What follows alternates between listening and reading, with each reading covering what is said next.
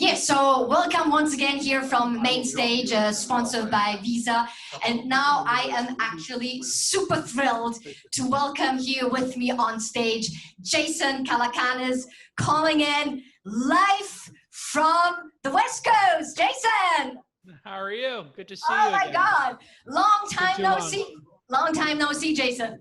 Yes, I'm sorry I can't be there in person this year, but I'm glad you're carrying on. I'm amongst the pandemic and the grounding of all these airplanes, and we're safe and sound here in California, but we're having a little bit of a rough go of it, as you probably know from the press. So we're learning our lessons slowly and in a very hard way about wearing masks. Oh yeah, but Americans do not understand that wearing a mask is a good idea. True, fiercely independent to our own detriment. True, but it's good to hear your voice. Oh my God, are you having a beer right now? I'm so jealous. I know it's 11 o'clock back home, right, for you? This is German, not German, Australian Bundaberg ginger beer, which I'm addicted to. Fantastic. It's not an actual beer, it's just ginger beer. I thought you'd take a German beer just to, take kind of like knowledge about my origins, but it's okay. We'll do that the next time. No, I mean, talking about, bad press. Yes. Now you know how it feels actually. So arguably welcome to the club. With this, you know what? Of course, we carry the message forward. I mean, it was so brilliant to have had you with us on stage at SIS last year, which was our very, very first SIS. What happened to you afterwards? I mean, tell us a little bit more. What was your impressions? How did you like it? And what happened afterwards for you? Yeah, I always love going to different parts in Asia to see how the world's evolving and how the startup scene in different areas are evolving. And I'm very lucky that I get to travel to so many different places. In the last year or two, I've been to Australia, Japan, Hong Kong, Spain, and a ton of cities here in America. And the entrepreneurial spirit and the lessons that are being learned in Silicon Valley are now, reaching all around the world. And then people are learning things in their market and they're being copied here and emulated here. So, it's just great to see that entrepreneurship is really foundational in so many countries here. And it's the focus of many governments, many organizations like yours, to try to figure out how do you jumpstart it and how do you support it. And capital is one way and knowledge is another way, and networking, like we're doing now, even if it's over Zoom, is a critically important way, because one meeting, one moment, with a founder or an investor or a member of the media or a member of the government or a support organization, that could change the course of history. It could change the course of an entrepreneur's life. So I always take those moments very seriously and I cherish them. And I got to have so many great meals. I mean, the Peking duck. Remember the Peking duck? I know. And the pork was amazing. And I just love food and travel. And so this pandemic has been very difficult for me, but I think it's making all of us realize how to be creative about solving problems. So when looking at my own portfolio of over 200 companies, we'll have one group of companies where revenue overnight went to zero. Then we'll have one group of companies where during the pandemic, in 4 months, they doubled or tripled revenue because people are staying at home. And it's been very confounding to try to figure out, very challenging. But, the human spirit is very adaptable. And it's been great to see how resilient founders are. And it's not always going to be easy. And you're going to get these type of events, I think, black swan events, as we call them. Unexpected, weird things happen in the world, and you have to be prepared for them. And I think, it's good for people to realize how important it is to have resiliency in your startup, multiple revenue streams, to control spending, to have that 18 months of runway, so you have a little bit of extra runway, and in case something like this happens. So there's a lot of lessons to be learned, and I'm happy to come here and talk about those with you. That's amazing. I'm going to get back to some of the points that you already mentioned, but just, to give you an opportunity to introduce yourself. So some people may have not yet come across Jason Calacanis. Seems a little bit unbelievable because I tell everybody around here that, Jason, he is the most successful angel investor in the world. So does that still hold true, Jason? And tell us a little bit about, who you are. Yeah. So I started as a journalist, actually, and a conference producer. And those are great ways to learn how to ask questions and meet people. And after meeting everybody in the industry, a lot of my friends became very successful, and they would speak at my conferences or on my podcast, which is called This Week in Startups. I've done over 1,000 episodes of it now over 11 years. And we had very young companies like Uber or Instagram on the podcast in the first year that those businesses existed, when they had 2 or 3 employees. And then I was lucky enough to start angel investing in some of these companies and became the 3rd investor in Uber, or a very early investor in Robinhood, or this meditation app nobody would invest in called Calm.com. And these had incredible returns. Thousands of times the money I put in back, or hundreds of times. And obviously Uber's had a very successful IPO and it's worth over $50 billion. When I invested, it was worth $5 million. And so now I've built an organization around my podcast events, which are on pause right now, or we're doing them virtual like you, and Angel University, which we hosted Angel University in Hong Kong, and that was a great success, I think. And now I've been doing it virtually, and I'm doing it in 2 weeks. Angel.University, and 250 people signed up. I do it for free. We donate the money to charity now. And I'm on a mission to train people on how to be angel investors, because the hardest checks really are those first $25,000, $50,000 checks to get a company started. And so we specialize, my company, my fund, we specialize in giving people that first $100,000, $250,000. And it's just a thrilling check to write. And it's thrilling to be part of the first year of a company, especially when, sometimes 10 years later, these companies do change the world. Absolutely. So by now, are you still counting? I think you have 8 unicorns in your backyard. Is that true? Yes, there's 7 of them. You can see them out there. They're somewhere in the backyard somewhere. But 7 unicorns, and probably, a bunch of young ponies with tiny little horns that are just starting to come in. So, it's absolutely a point of pride, in our industry, to be an early investor in a company that becomes worth $1 billion. But each of the companies is very special, and sometimes they become worth 10 million or 50 million or 100 million. And that's incredible success too. And sometimes they fail, but people tried really hard and they learned something. And we love to invest in founders after they've lost all of our money 2 or 3 times, because they've learned those lessons, right? And there's no success like failure. That failure makes you strong if you don't give up. And if you get knocked down 3 times, you just get up the 4th and you win on the 4th one. And a lot of what we do as early stage investors is we try to inspire people to keep going, because it's so hard. Because every day you have competition, you have unknown events like the pandemic. You could have political issues. You could be running out of capital. You could have a great employee leave to go to a big company.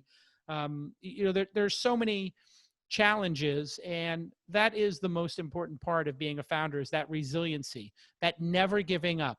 And it's hard. Most people can't do it, or most people choose not to do it. It's probably more accurate. They could do it, they choose not to. And there's some wisdom in maybe not becoming an entrepreneur because it's so painful.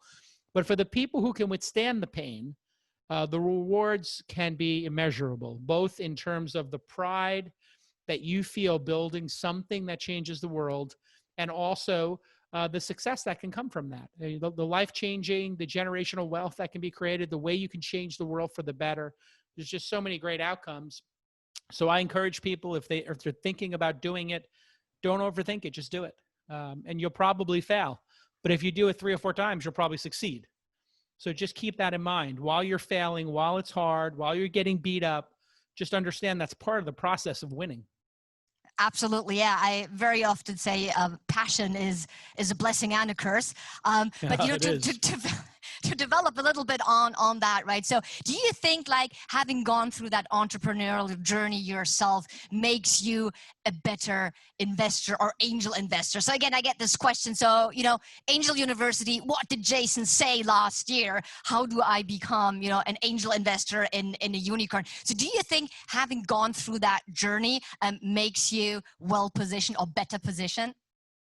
Yeah, it certainly gives you the empathy to when a founder is stumbling or having a hard time to remain calm.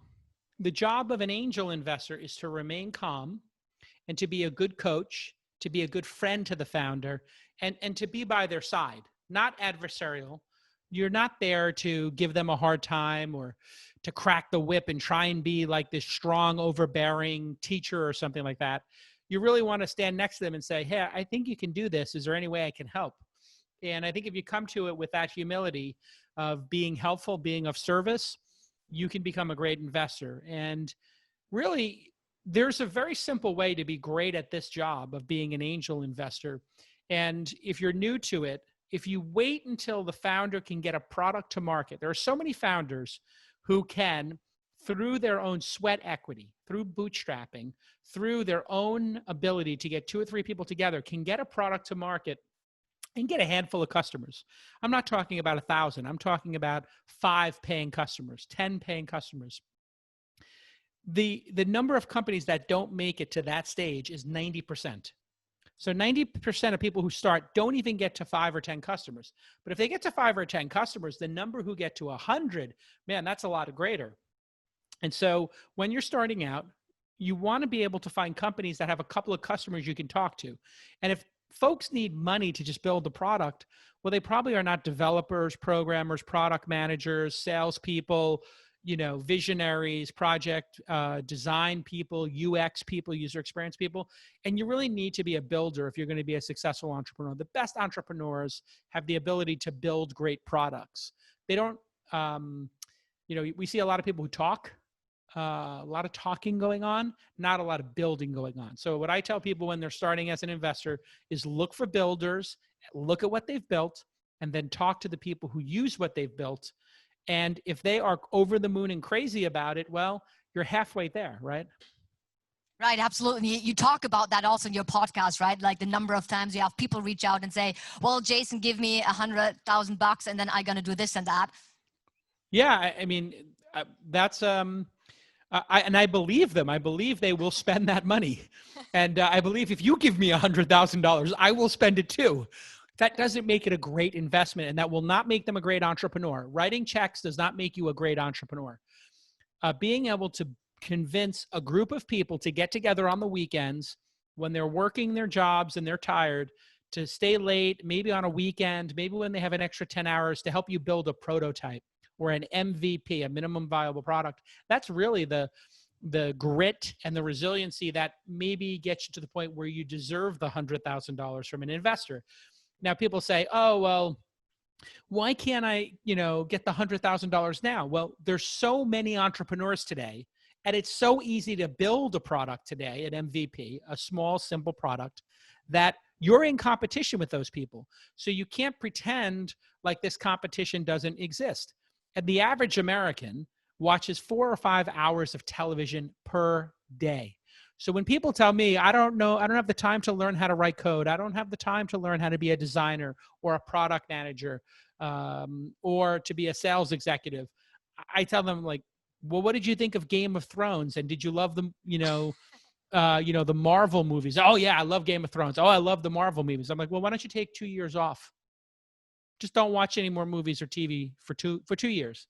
Don't worry, those shows will still be there, and they'll be in season 5. No more Netflix, no more Disney, no more Marvel. Just put your goddamn head down and learn a skill, because you're in competition. And what I was always struck by when I go to Asia, whether it's Japan, China, Hong Kong, or any place in the region, is how quickly people are motivated to learn skills. And in America, we have lost a lot of that spirit. People here are like, it's too hard to learn skills. I don't have the time. I don't know how to learn a new skill. And then I go to YouTube, and you type in anything into YouTube and the answer is there. My dishwasher wasn't working. And I typed in how to fix a dishwasher, and 1,000 videos came up. I'm not a plumber. I don't know how to fix a dishwasher. And the exact video on how to fix my exact dishwasher was right there. And I fixed it. And I didn't need to call anybody. That independence, that free spirit and that resiliency and that radical, independence and non-dependence on other people is really what you're going to need to get through life. And we're now in a global competition. The stage is now global, which is why I love talking to you and traveling the world, because I'm telling a lot of the American entrepreneurs, when I go to Sydney, when I go to, Hong Kong or Japan, I don't see as much complaining, and I see a lot more working, and I see a lot more people adding skills. And that's what America was like in the 70s, 80s, and 90s when I was growing up. But in the last 20 years, man, we've gotten soft. Yeah, that's super interesting. Again, yeah, that grit, that resilience. Totally agree. I think that's where we're a little bit proud here as well. But I just want to, focus in that. So don't you think as an angel investor, the current crisis now is arguably a blessing in disguise? Because, you exactly want to be able to assess how agile, how resilient are founders and their teams to adopt top line as well as bottom line, right? In such a crisis. You talk about Don't tell anybody, but you're right. No, absolutely. Well, this is the thing that I say, even, now us, I mean, being entrepreneurs, but also having our own equity crowdfunding platform. So we also have the investor hat on, right? Is like, this is really where you can, and it's very interesting. Yesterday, I had a fireside chat with Savio Kwan, who was the COO of Alibaba. And he said, the times we thrived most were the times we were in biggest trouble. He said, crisis is the best thing that can happen to a startup. He's not wrong. And, a lot of people like the idea of being the CEO. They like the idea of being a founder. And so when it's easy, you have a lot of tourists, and we call it tourist season here in Silicon Valley in the technology industry. So it's very much like whatever the peak season for tourism is in Hong Kong or Paris or New York or California. You get all these tourists who come to Hawaii and they say, oh, I love Hawaii. I'm going to stay here forever. And then, it starts raining and it's the cold season and they leave. And, it's that rainy, cold season right now. And it's a little depressing and it's not very sunny. It's not a beautiful day. It's hard. But this is where the great companies can grow. If you look at Facebook and Google advertising, it's 30 or 40% cheaper right now. If you look at the number of people who got laid off by Airbnb, or other organizations, it's in the thousands here in San Francisco. All of those people are looking for work. If you look at salaries and you look at the cost of office space, and then you look at the cost of, marketing your company or working with vendors, it's all come down 30, 40%. So if you have the ability to fight through the pandemic, to fight through the crisis, you will build market share. I know this because my great investments came during the Great Recession. And nobody remembers the Great Recession, but that's when Uber was launched. And then after the dot-com boom, that's when Google and Facebook and a lot of other great companies were growing. So the great companies grow through these crises, and they take more market share at a cheaper price. Yeah, and even, the whole, advent of fintech, right, after the financial crisis, absolutely. I think one of the things, again, just looking into, you do want to assess obviously the agility of a founder to capture opportunities in terms of, more market share. You talked about that. But now, again, let's talk about, burn rate. Let's talk about, being agile and how do you manage the bottom line in such a tough situation where arguably in startups, I would say 80% probably of the P&L are salaries, are people. Yeah, I mean, it's very hard, and it takes a lot of fortitude, but you have to save the company. That's job number one. And if saving the company of 20 people means you go down to 5 people, what we will call cockroach mode in Silicon Valley, sometimes you have to go into cockroach mode.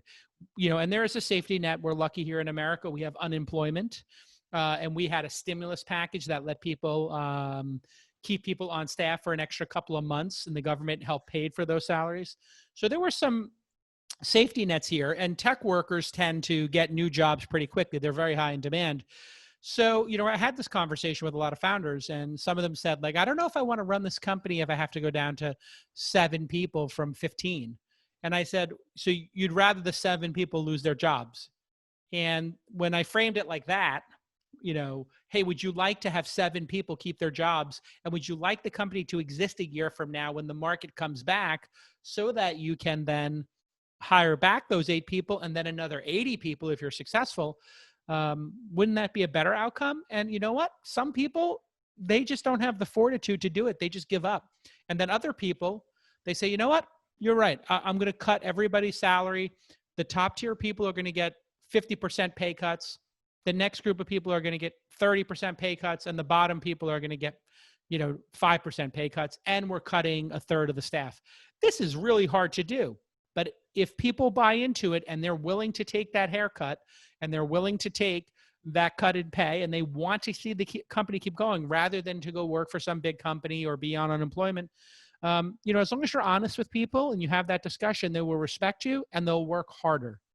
I've seen people in companies where they cut the salaries, they cut the number of employees, and the company went up in terms of its ability to get things done, which is really crazy, but people rallied in a crisis because they wanted the company to survive. Right. So actually back to the question in terms, do you think now your job is actually easier? So this crisis makes it easier to assess this agility and resilience in the founding teams?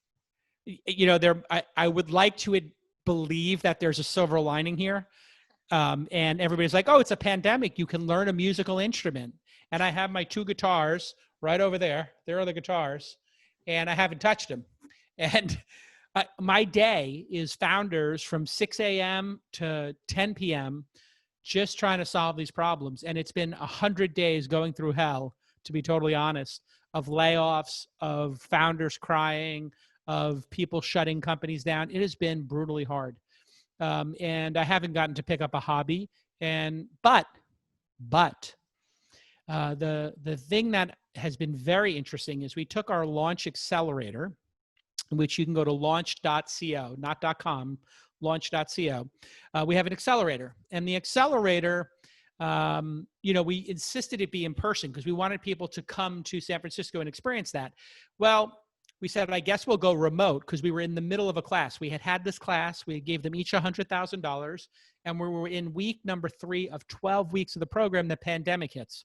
So we shut it all down, and we said, we're going to go virtual, and hopefully this will only last, 6 to 8 weeks, and then we'll be back. And that was, March 15th or something. March 12th, I think, actually. And so here we are, April, May, June, July, 4 months later. We've done 2 more classes, all remote. And the number of companies that want to come to a Zoom-based, a remote-based accelerator that is taking place on Zoom and in Slack, I would say 10 times as many people want to come, and we're accepting as many as possible from around the world. And we've written, at this point, between 15 and 20 checks to people coming to the accelerator since the pandemic and the shelter-in-place order was given. So for me, I consider this the buying opportunity of a lifetime for investors because valuations are half price and the companies are not facing massive competition. So we're getting companies that are stronger at a cheaper price as an investor.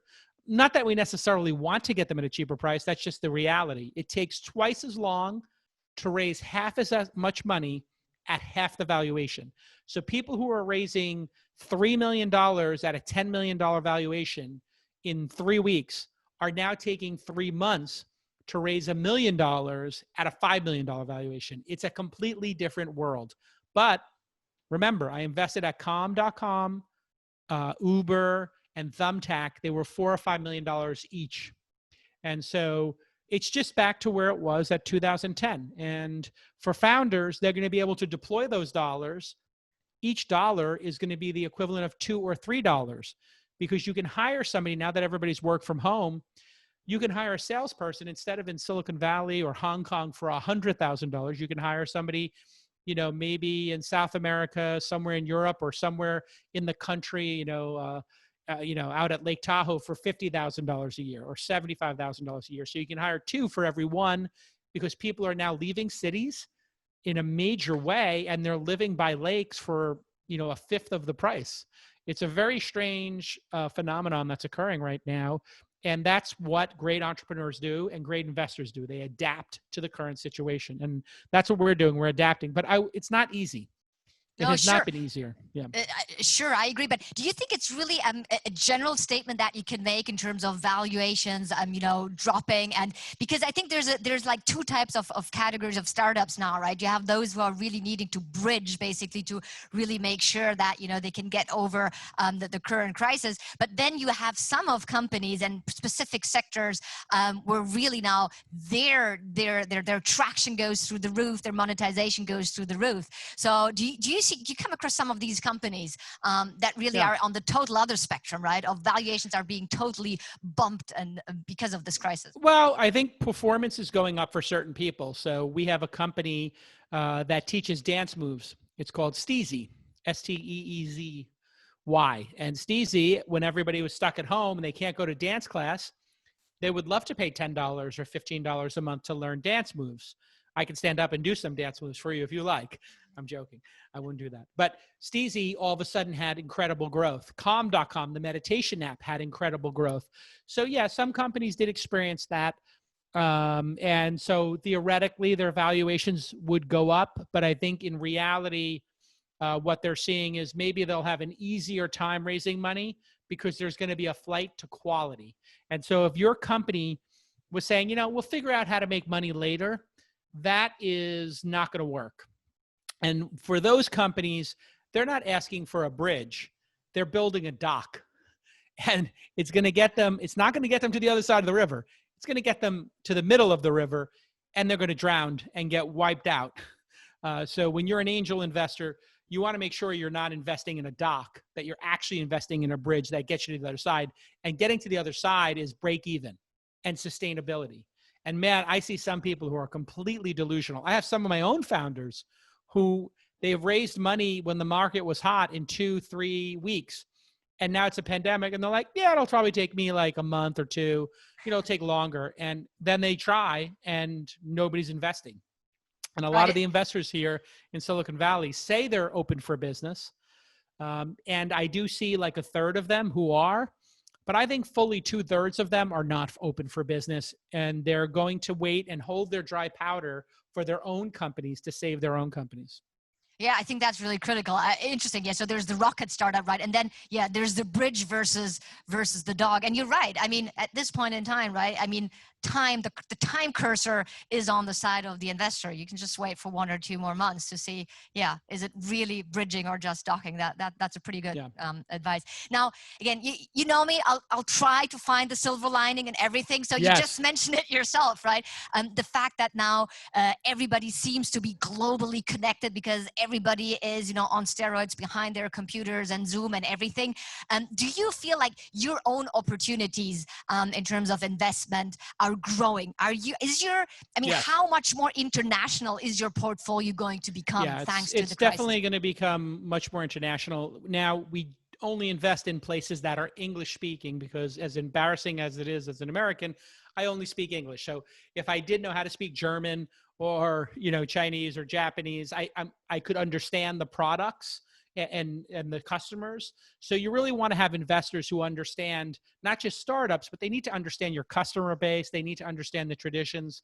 So we've done, I think, 6 or 7 investments in Australia now. And Australia is a very fascinating case study for us because we have Canva and Atlassian, which became incredibly popular in the United States and all over the world. And what the Australians are doing is they're using Australia as a place to test products, and then they bring them to the United States when they have a product market fit. So that's been very strong for us. We're starting to dabble a little bit in Europe. That might happen, although the European entrepreneurs, Scandinavian ones are pretty, the Norwegian, Sweden, some of those countries have had some great success. It's hard for us to play in China because you have so many great investors there who are native speakers. They know the market better than I'll ever know it. And just like an investor from China or Germany coming to Silicon Valley and trying to compete against me is going to lose, I'm going to lose there. So, I think it really is important for founders and investors to have that really tight understanding of their market and their customers. And I always advise people, you really want local investors. Amazingly, I've been getting a lot of founders in Africa who are watching my podcast. And Africa is a giant continent. And it is really interesting how, they skipped the PC era, they skipped and then they're going right to broadband mobile phones. And they skipped credit cards and they're going right to, cryptocurrency. So it's very interesting in some markets. Sometimes they seem like they're further behind, but then they rocket ship past because everybody knows how to use a phone. Everybody knows how to use cryptocurrency, electronic currency. They've never dealt with credit cards or some of these other devices. They just went right to using crypto just as one example of many, or they've done commerce over SMS messaging, or in China, people doing e-commerce inside of apps. Where here in the United States, everybody uses their desktop. Nobody likes to shop on their phone in America. They want to be on their big desktop screen. But, you see people in China, they're buying stuff on their phone all the time. That seems to be the default. So it's a very interesting how different markets evolve and what becomes a standard in different markets. But yes, the world is getting flatter. And we're starting to see many more deals from many different places, and also investors. So, that I was going to ask, actually. Yeah. I was going to ask you about the investor side, because I think one of the reasons why we were so thrilled to bring you over with Angel University is, we're on the same mission on democratizing access to startup investing, right? So again, we're like here really, help people understand, how to assess companies. And I really want to also dig in a little bit that cultural difference in terms of, you said, in the Valley, if a startup founder comes to you and said, I failed 20 times and now I'm equipped to, build a unicorn, you're like, yeah, I get that. Here on this side, you rather talk more about all the successes you had in the past, because if you're like, oh yeah, there was this one time you failed, it's like, oh, wait a second. Well, there's a risk that you're gonna fail. I thought you're the winner. You could do it all. So there's this cultural, kind of like difference in understanding. That'll change over time. Because what you'll see somebody on their third company make the next Uber, which was Travis's third major company. I knew him through the last two companies. And one of the investments I've had that's broken out is an email company called Superhuman. And Superhuman, we were the investors in, we were one of the first investors in Superhuman. And I believe we were the first investor in, first or second investor in his first company called Reportive, which he sold to LinkedIn. Now that company sold for a small amount of money, and we made 3 times our money. So if we put in $50,000, we got back $150,000. Well, with Superhuman, we put in $500,000, right? We put in a much bigger check, 10 times as much money. And now he's returned 10 times that amount already. And he's still just getting started. And so this is the great way for investors to really understand that, people start, with maybe a small idea. They have some success, but then they get emboldened because they get a little bit of chip stack. Maybe they can buy their apartment. Maybe they buy a nice car. They pay off their college debt. And now they really are careful which people they hire. They know which marketing channels to use. They know not to waste time talking to these investors or this press outlet. They know to talk to this other group of investors. So because they're learning so rapidly and they have those lessons, somebody who just tripled your money or lost it, they could be the ones who return 100x or 300x the next time. And so that's what I'm always looking for. I'm looking for that 100x founder. Every investment we make with the intention of there's a possibility of making 100 times our money. So for every dollar we put in, we get 100 back. And if you approach it that way and you really swing for the fences and go for the big ideas, you have permission to fail a lot. And that's the thing that angel investors don't understand.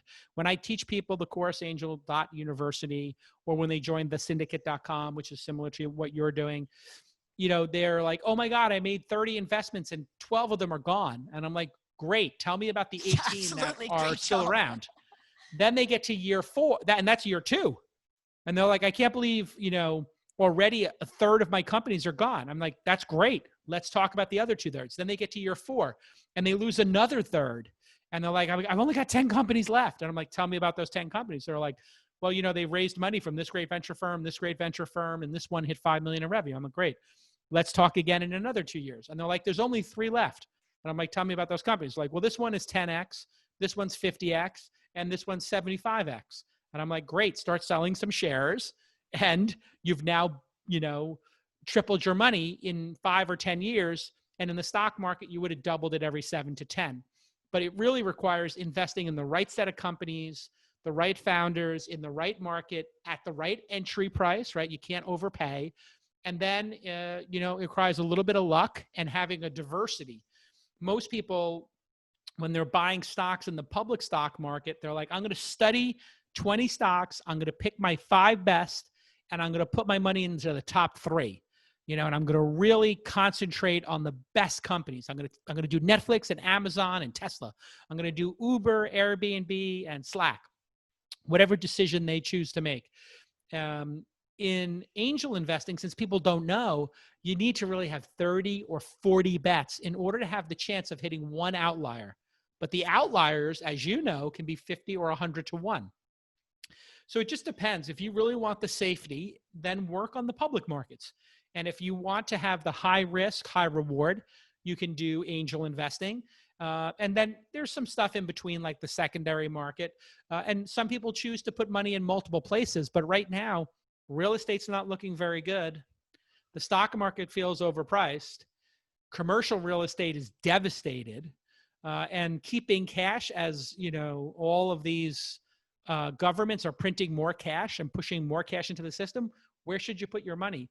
Really, the only 2 choices that people seem to be making are stocks, which are really overpriced right now, according to most people. They're very, very highly valued, or to put it into startups. And I think startups is the right bet. So I'm not saying you should put 100% of your money into startups, but if I was advising my mom or my brothers and they were going to put 10 hours a week into it, yeah, I would be comfortable telling them put 5% or 10% of their net worth into it. Sure. Because if they lose it, it doesn't matter. It's only 5 or 10%. But what if they hit 100x? What if they hit 200x? Now it could become very meaningful, right? So I think you have to be careful. You have to do your research. And also using platforms like yours means you've done some of the heavy lifting for people, and they can put in small dollar amounts when they're learning. What's the minimum now for you guys? What's the minimum bet size? 10,000 US dollars. Right. So for somebody who's affluent, that's, a pair of business class tickets. That's, that's a weekend away for, an accredited investor. And for somebody who's not accredited, who's middle class, if they're 2 income, that might be a little bit of a bigger bet, but it could be life changing. So maybe worth it. Right. So people have to think that through. We set ours at 2,000 because I really love to let people make small bets and learn. But I've got a lot more investors, so it's easier.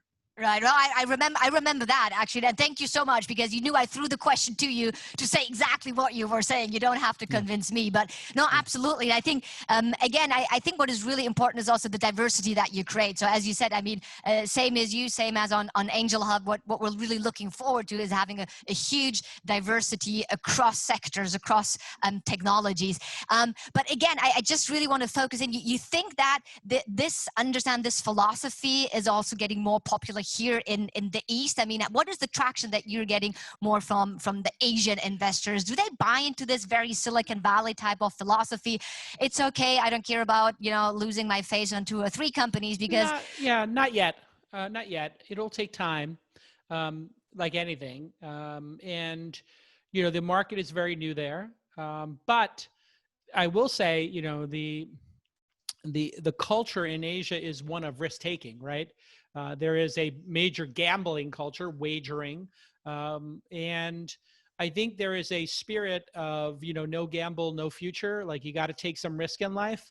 And so that is beneficial when you want to change your station in life or have your country, get to the next level. You got to take some risks. You got to make some bets, whether it's on building a university, whether it's on building a high-speed train or infrastructure, or betting on startups.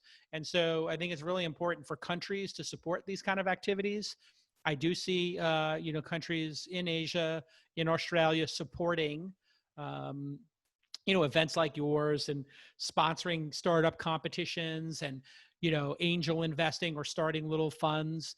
These are very important things to do, because just like we're investing and hoping for 1 out of 30 or 40 to be a hit, if a country hits 1 out of 30 or 40 and they create 1,000 jobs, the taxes over time from those jobs, and when those companies go public, the taxes that come from the selling of those stocks, the capital gains, the office space that's rented, all of this is monetary velocity that can really benefit a country and an entire economy. And startups are the best bang for the buck for a country that wants to create jobs, in my mind.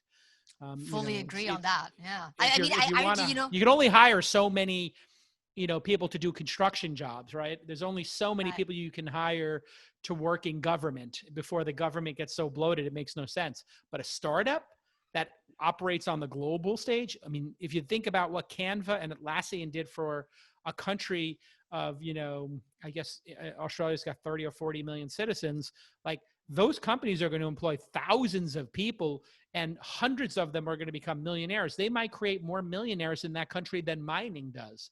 In the mining business, which has traditionally been where they've had a lot of great success. And if you look at the Middle East, they're looking for a second act after oil. And that's going to be, and China will need to find one after factories, right? And it will be intellectual property and a software. So we all have to go for that next thing. You all have to invest in the future. It's what humanity needs to do. No, absolutely. I mean, arguably, again, coming a little bit back to the point of, 80% or 90% of a P&L of a startup are salaries. I mean, from a government point of view, investing into startup, I mean, even if the startup went bust, you paid the salaries of the people that you employed. I agree. But with that, shifting a little bit here to some of the Q&A, I know one of the things that I was most disappointed about you not being here physically with us, I know how you love to have, startups in the room, stand up, sure, pitch life to you, and then you're like, okay, wait, do this again. This was not so good. And so here's a question from one of the startups, and again, it comes back to probably, how do I convince Jason to invest into my company? So what are the one or two things you focus on when you have a startup pitch to you or a founder? I love a great product, one that has been built really well, the design of the product, the user interface. That to me personally means that the founder at least knows how to make a great product. When you and I went to Mott 32 to have that Peking duck, and you have those perfect slices and it's just the right texture and crispness and flavor, it's not an accident, right? It's not an accident that they have what most people consider the best Peking duck in Hong Kong. I know this is a big debate, so I'm not saying it is, but some people say it is. Or the roast pork, it doesn't happen by accident. So when you see a great product or a great Peking duck, it is not an accident. Then when you see customers who love a product, who can't shut up about it, when you read the reviews on iTunes for an app, when you read the reviews for a book or a product on Amazon, sure, some can be faked, but when you hit a certain critical mass, when you get to that 10th customer or 100th customer, it's likely that somebody has not pulled a huge charade and paid 100 people to lie to the investor and say it's a great product. And then if you look at the data and you see the usage of the product, that can be very revealing as well. So a lot of investors in the United States right now, they just look at your subscription data and they look, do people keep subscribing or do they cancel? And we call that churn. The churn rate. How often do people turn off the product? How often do people stop subscribing to Netflix would be the churn, or Spotify. And so, a great product is pretty easy for me to spot right now, and over time. And then customers can't be faked. So anybody who wants to work with us, my team calls your customers. We do customer interviews, and that takes us hours, and it costs us hundreds of dollars probably per startup, but it's worth it. Because if we eliminate, 10 bad investments and we make 10 good investments, that's a lot better than the 50-50 chance if we didn't do it. So of a pool of 20 investments, if we can only make 10, if we pick it randomly, we're going to have one outcome. But if we talk to all 20 customers, or 3 or 4 customers from all 20, and we spend a couple of $1,000s doing that, we're going to have more on the side of products people love. And everything else, total addressable market, your background, where you went to college, who you know, quotes from people about the market size. This is the stuff people put in their decks. And I can tell you investors are just rifling through those pages and they just go bullshit, bullshit, bullshit. Customer. How much does that customer spend with you? How did you acquire that customer? How much did they spend with you? And then they're going to call that customer on the phone. And really, that's how great businesses are built anyway. If you asked me about the Peking duck at Mott 32, I would tell you go there. They can't fake it. It's very hard to fake. And unless that was fake duck we ate, I don't think it was. It was pretty delicious. We ordered it, 2 of them. So I say use the product and talk to the customers. Totally, but I think that the Peking duck is actually a great example. You know that you were the first one to bring me in this restaurant in Hong Kong, right? So it was actually, word of mouth. And I think it's, again, something, not to downplay actually what you're doing. What we're really trying to do is, be engaged with the founders. I mean, it's the fact if you Yes. know people, throughout what they have built from the very early beginnings, if you're really entrenched in the ecosystem, yes, you do actually obviously have a competitive advantage on understanding, who are the companies, who are the teams, that will really going to make a difference. Correct. And, talk and long emails, we all get these long emails about what you're going to do. Focus on doing things and show us what you've done. Because there's a category of people who talk about doing things, and then there's a category of people who have done things. And you're in a competition, and you want to be in the bucket of people who are getting stuff done. So the timing of when you call a founder is very important. Emailing somebody like me who gets a lot of pitches and telling me what you're going to do actually works against you, because I say, oh, here's somebody who talks about doing stuff. I can put it in this pile. Oh, this person built something. Oh, and I tried it. Oh, and I looked at the reviews and it's got 4.7 stars in the App Store. And then I hand it to one of my associates and say, download this, use it for an hour, talk to 5 customers, get back to me. That's what I do. That's what a lot of investors do. They kind of get a feel for your product and they get a feel for you. Have you done stuff or have you talked about stuff? Yeah, absolutely. Well, I just a little, recommendation, word of mouth really works. So I got a comment from somebody on the line. I'm going to try the Peking duck at Mott's 37. But again, actually, joke aside, I think that the one thing that I really also want to, give you a little bit of platform to talk about. Here's a question of how do you spot these crazy ideas? So yes, if somebody has a tested product, but aren't the real game changers, companies that are building things that will today not really, exist on the market? Yeah, it's a very good point. This is why people do a lot of research into the market size. And what I've learned is the total addressable market for the really game-changing products is always underestimated or doesn't exist yet. So as one example, meditation apps did not exist 10 years ago.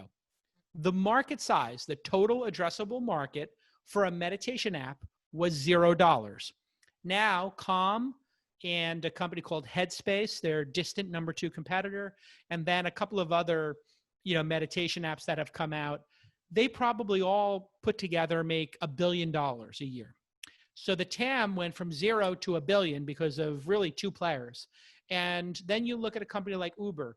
Everybody thought Uber was competing with taxi cabs, but then the number of Uber rides exceeded the number of taxi rides like massively, like 5x, 10x.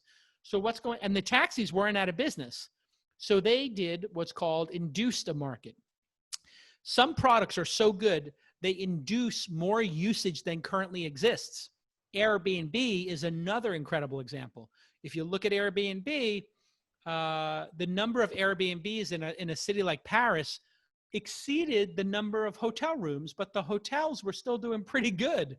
So what it did was it convinced more people to go to Paris or for people to stay longer in Paris. So maybe somebody who was going to, they lived in New York City and they were going to go to Florida in America for vacation, which would be taking a, 2-hour flight. They said, you know what, I'm going to take the 6-hour flight to Paris because I can get an Airbnb for $50 a night. And instead of going for a week, I'm going for 3 weeks. That's what happened. It induced more usage. And this is what the great companies do. Now, if you are, this very scared angel investor, this great scared VC who needs somebody else to tell you, some report by McKinsey or Boston Consulting Group or whatever, Ernst & Young, nothing wrong with those firms, to tell you about history. Well, we're not investing in history. We're investing in the future. So to look to history, it's useful, it's interesting, but history is not the future, right? And so I think this is where a lot of people they miss really great companies. When I introduced Uber to 22 people, 3 of us said yes, 19 said no. With Calm.com, they told me they met with 70 or 80 investors, and everybody told them no until I said yes. And I wrote them, $400,000 check or so. They told me just last year that they were considering shutting the company down if I hadn't given them that small amount of money. And boy, that really supercharges me and makes me want to get out of bed every day, knowing that I might have had a really important role or even a small role in keeping a company going or keeping a founder in the game. Man, I'm not That's one brilliant. to cry or get emotional, but when they told me that, my heart just exploded. My heart just felt like it got like my 3 daughters hugging me for, an hour is what it felt like. I was just like, oh my God, really? I feel so good.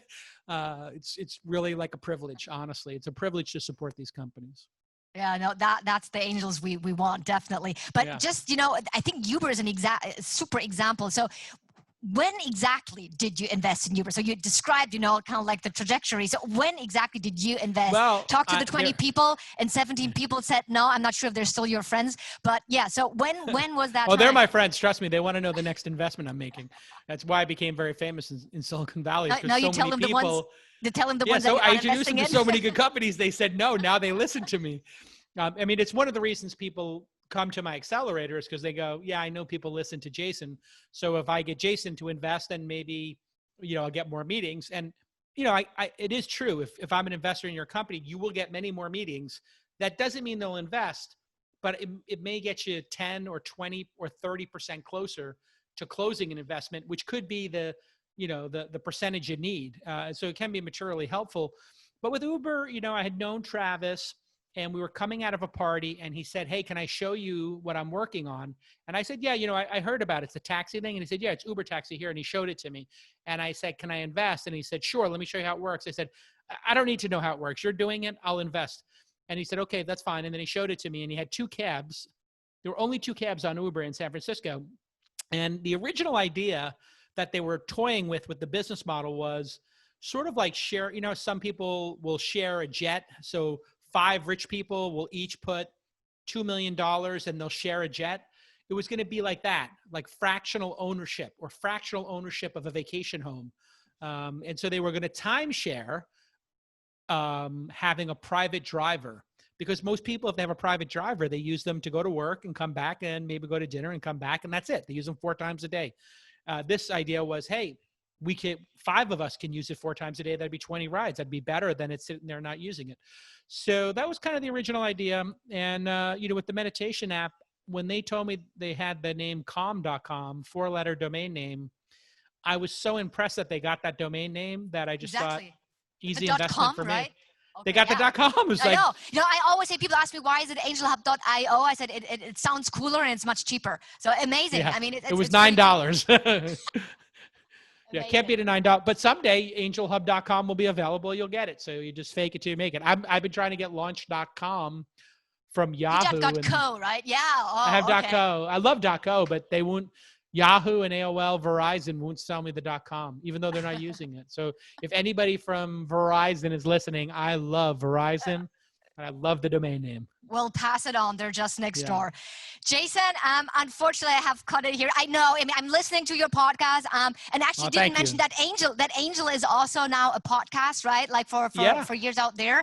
And typically, your session go like 1.5 hours. I remember the first time I tune in and I'm like, 1.5 hours, a podcast? Seriously? But yeah, you always listen to the end. Great stories. Great advice. And again, I mean, really, having you with us on this mission on democratizing access into startup investing. Fully agree. Hopefully, next year we tune back in and have changed the world until then. All right. I put some links into the chat room. Do that. And yes. I cannot wait to have Peking Duck with you in 2021. Stay Here safe, we my go. friend. Stay safe. Bye, Jason. Cheers now. Bye. Cheers.